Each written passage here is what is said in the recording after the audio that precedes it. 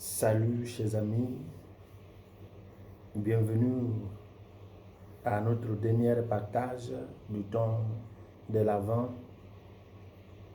le 24 décembre, pour la messe du matin, où nous lisons le deuxième livre de Samuel, chapitre 7, verset 1 à 16, Psaume 88, et Luc, chapitre 1, verset 67 à 79. Et aujourd'hui, nous avons comme thème « Rempli de l'Esprit Saint et prophétisa ». Dans notre méditation d'hier, le 23 décembre, nous avons partagé autour du thème « Plus heureux lorsqu'on s'aligne au projet de Dieu ». Et d'ailleurs, l'évangile du jour, c'est la naissance de Jean-Baptiste et le cantique de Zacharie, son père, suite à cette merveille du Seigneur. Aujourd'hui, Zacharie nous révèle l'approfondissement de cette réalité, plus heureux lorsqu'on s'aligne au projet de Dieu. Prêt à s'aligner au projet de Dieu, Zacharie fut rempli de l'esprit de Yahvé. Et rempli de cet Esprit Saint, il prophétisa sur Jésus et sur Jean-Baptiste, son fils. Retenons ce qui s'était passé et lorsque Gabriel, l'archange, lui a rendu visite, où il avait du mal à accepter la faisabilité de cette prophétie qu'une vieille, à savoir sa femme Élisabeth, pouvait concevoir. Et lui qui est avancé en âge pouvait être un père. Aujourd'hui, les choses changent. Cette prophétie au cantique de Zacharie, c'est, si vous voulez, une attestation, si vous voulez, une validation de la part de la Ligue sacerdotale à propos du statut messianique de Jésus, en lien avec l'annonce faite autrefois par la bouche des saints prophètes, dont la première lecture fait allusion, venant du prophète Nathan. Nathan qui est le prophète du royaume, le prophète du roi David.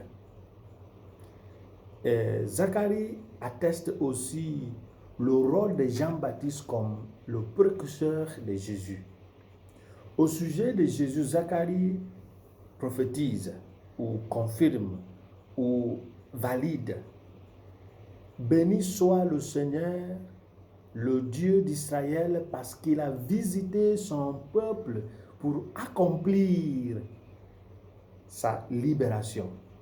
Dans la maison de David, son serviteur, il a fait se lever une force qui nous sauve.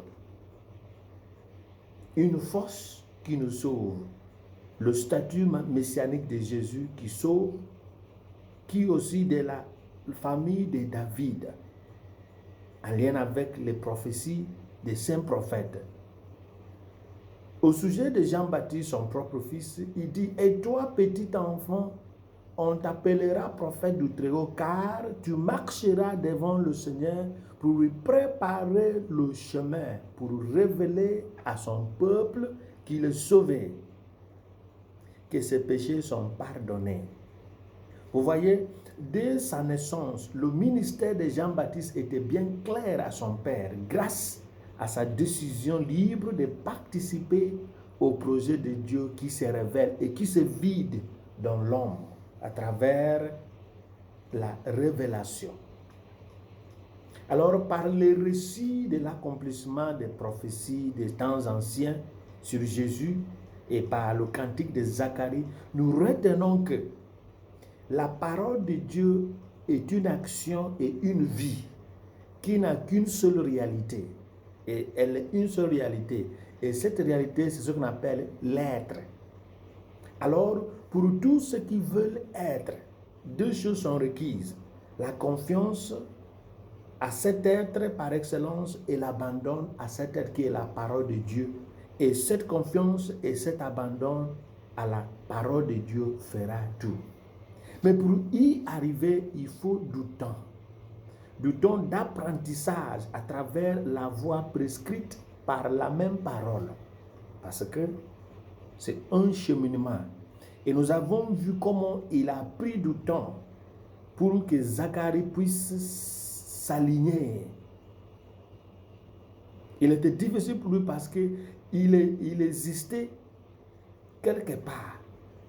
Il était formé sur la réalité d'une époque et d'une ligue, la ligue sacerdotale.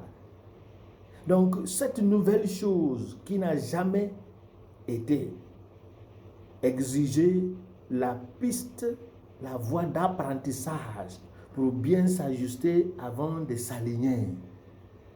C'est pourquoi c'est un cheminement qui arrive, qui s'aboutit à la confiance et à l'abandon. Et cette confiance, cet abandon est plus facile pour ceux et celles qui ne sont pas profonds dans leur vie ancienne. Mais ceux qui sont profonds, ça prend beaucoup de temps pour se détacher d'une réalité pour s'aligner à une autre réalité. Que Dieu qui fait tout par son esprit nous fasse grâce, fasse don de cet esprit pour que nous puissions être remplis de son esprit afin que nous puissions aussi nous aligner en confessant, en annonçant ce qu'il a fait pour nous.